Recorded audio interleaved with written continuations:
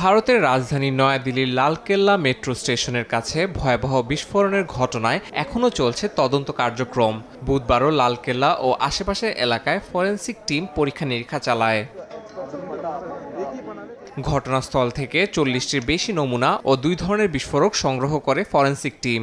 এছাড়া 2টি অবিস্ফোরিত কার্তুজও উদ্ধার করা হয়েছে। প্রাথমিক পরীক্ষায় একটি নমুনায় অ্যামোনিয়াম নাইট্রেট থাকার ইঙ্গিত মিলেছে, অন্যটি আরও শক্তিশালী বলে ধারণা করা হচ্ছে। ভারতীয় গণমাধ্যম বলছে, সাম্প্রতিক সময়ে বিভিন্ন রাজ্যে অভিযান চালিয়ে প্রায় 3000 কেজি বোমা তৈরির রাসায়নিক উদ্ধার করে নিরাপত্তা বাহিনী। সন্দেহভাজনরা দিল্লিতে অবস্থান বদল করতে গিয়ে বিস্ফোরণ ঘটে।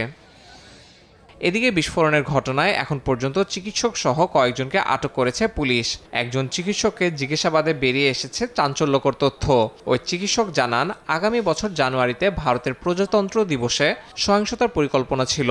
এই ঘটনার পর বিমানবন্দর ও সরকারি বিভিন্ন স্থাপনায় নিরাপত্তা জোরদার করা হয়েছে। বন্ধ রাখা হয়েছে লালকেল্লা ও স্থানীয় মেট্রো স্টেশন। নয়াদিল্লির এই ঘটনায় শোক জানিয়েছে বিভিন্ন দেশ। নিহতদের পরিবার ও আহতদের প্রতি গভীর সমবেদনা জানিয়েছে চীনের পররাষ্ট্র মন্ত্রণালয়। কানাডার প্রধানমন্ত্রী মার্ক কার্নি সুষ্ঠু তদন্তের আহ্বান জানান। জাতিসংঘ মহাসচিবও দিল্লি বিস্ফোরণের পূর্ণাঙ্গ তদন্তের আহ্বান জানিয়েছেন। ইয়াসিন মোহাম্মদ জিসান, সময় সংবাদ।